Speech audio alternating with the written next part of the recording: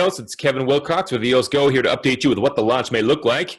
And it seems there's been a recent bit of information that came out from a security group in China called 360. They are an actual serious group, and they found a loophole, and it's already been fixed.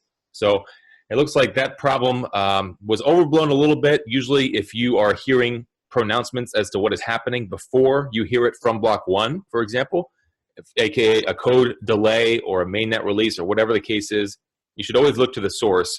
And so try not to follow any premature pronouncements as to what might actually happen.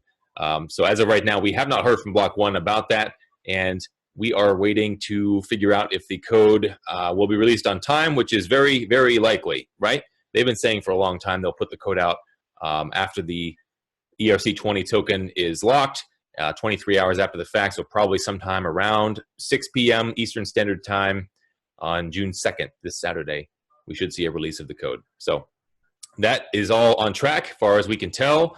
And after the code is released, it is entirely up to the block producer candidates to decide if they're going to launch the network or not. It seems likely that they will try to, or at least some groups will try to. However, there's also a unification effort going on right now where many of the block producer candidates have put out a statement on their personal accounts saying they support the launch of one mainnet, one EOS.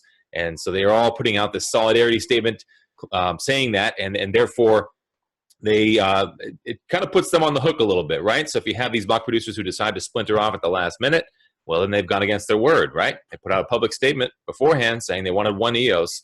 So that's a good move, and it seems it's unbelievable to watch this community come together and launch this network. So everything seems to be on track there as well. The last point was about the two different ways to launch the network itself. You had the BIOS boot node with EOS Canada. We mentioned this last video. And then you also have the mesh network, which is a different group. And they're on the Ghostbusters testnet, which is just a name for a testnet where they're testing out this new security protocol to launch and to secure nodes. So the two groups have not communicated very well up to this point, and they disagree on protocol, on procedures, I should say. And it seems like there's been a recent call for better communication between the two groups, right? And Dan himself actually responded to one post yesterday, about there's a loophole that the Ghostbusters group thought they had found in the BIOS group. And Dan came in and said, well, that's actually a plugin. You can turn that off, you can disable it, and therefore it won't be a problem.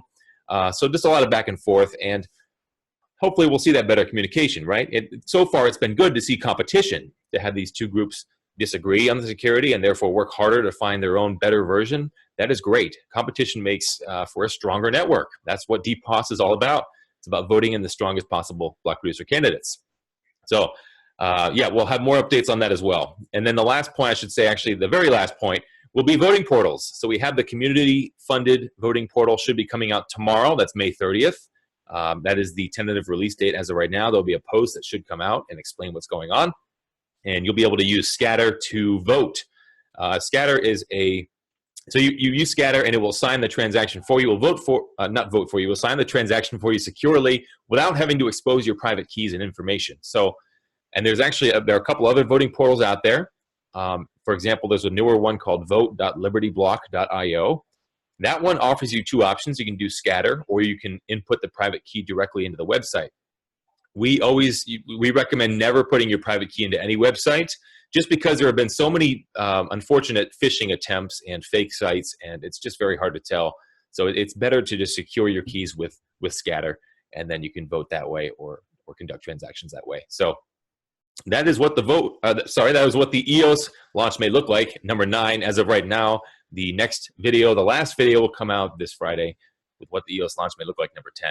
And yeah, it's going to be an exciting weekend. So thanks, guys, and go EOS.